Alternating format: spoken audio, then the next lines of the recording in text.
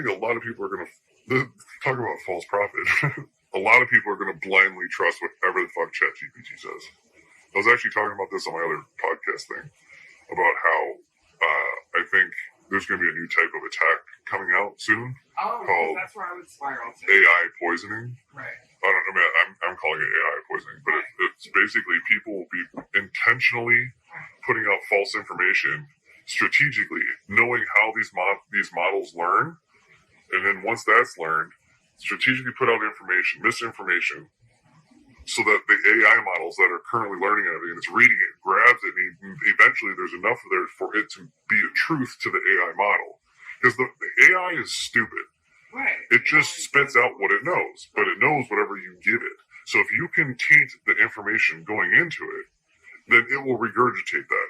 So like, if you had enough money, enough influence, you could easily put enough stuff out there to where the AI models pick it up, and now it's like, oh, this is what actually happened in history. Well, you're doing it right now.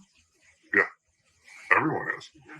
That's the thing. Everyone is. They're learning that this is absolutely right now. It's like everyone's trusting it. Steve knows everything. Yeah, and then next is going to be the spamming. When you type in something in Google or whatever, and then you just see a bunch of spam sites, you're like, oh, these garbage, just ads everywhere. It's like, oh, this is annoying, right?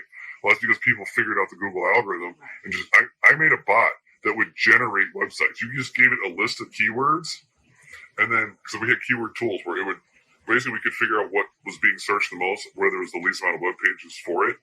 So then we get those keywords, and I made a website, a web app at the time. There really weren't SaaS apps back then, where I just hit a button.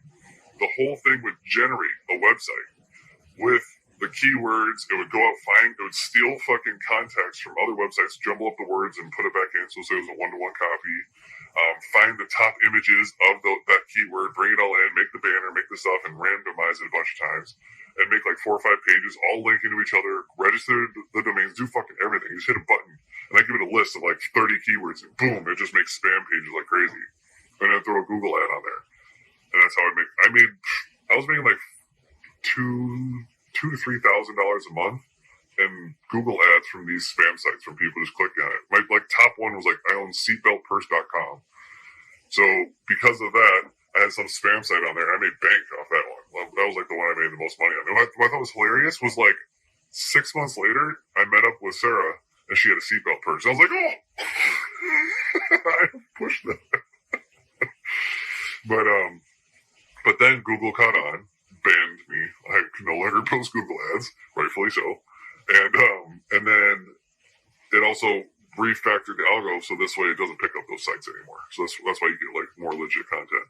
So right now we're in the beginning of AI, like we're in the beginning of searching, where it's like when you search for something, you've got what you looked for.